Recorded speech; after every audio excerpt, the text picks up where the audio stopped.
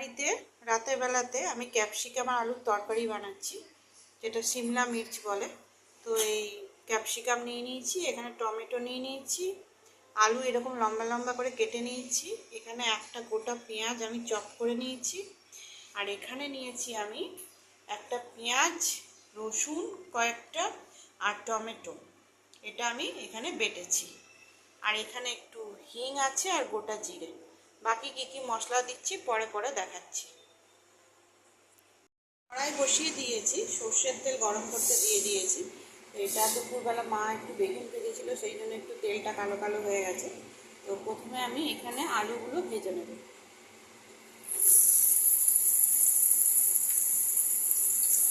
আলুগুলো আমি 50% মতন ভাজবো। তো আলুটা দেখুন আমার প্রায় লাল লাল করে ভাজা হয়ে গেছে। এবার আমি এই আলুটা তুলে নেব। এর মধ্যে একটু ক্যাপসিকামগুলোকে ভেজে নেব।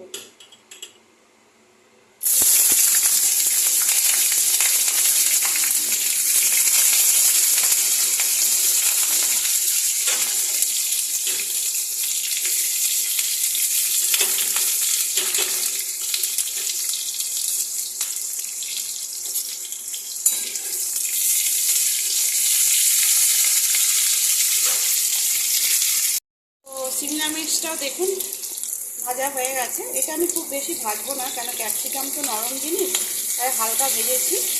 এবার এটা আমি উঠিয়ে নেব। এই তেলের মধ্যে এক চিমটে হিং,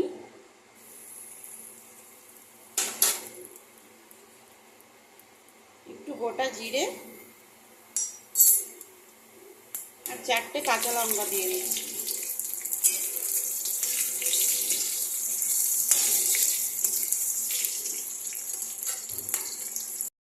এবারে এর মধ্যে এই পেঁয়াজ কুচিটা দিয়ে দেবো।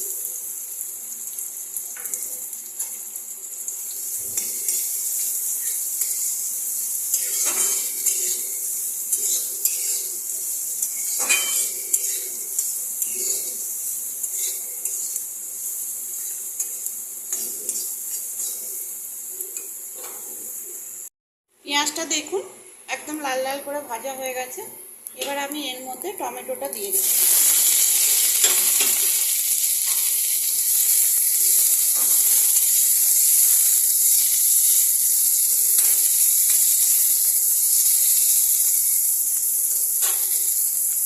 দিচ্ছি পরিমাণ মতো নুন।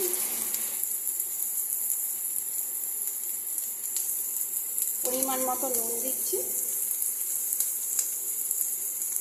আর দিচ্ছি হলুদ।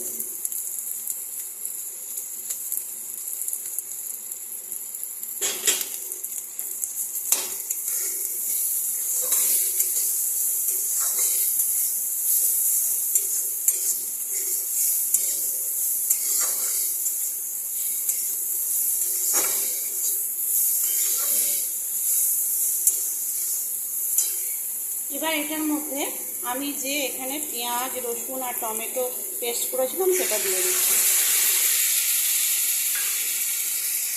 আমি এর মধ্যে দিচ্ছি ধনে গুঁড়ো, জিরে গুঁড়ো, আর এটা দিচ্ছি আমি কাশ্মীরি মির্চ দিয়ে এটা ভালো করে এবারে মশলাটা কষাবো।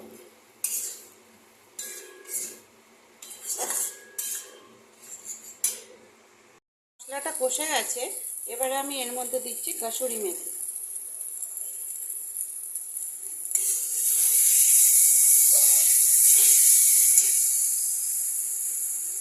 এর মধ্যে সামান্য জল দেবো।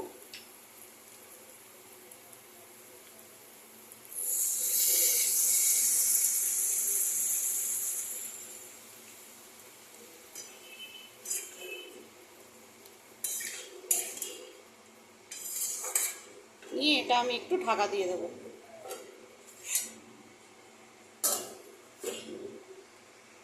তো আমার ক্যাপসিকাম আলুর তরকারি হয়ে গেছে, আমি এটা সার্ভ করে নিয়েছি।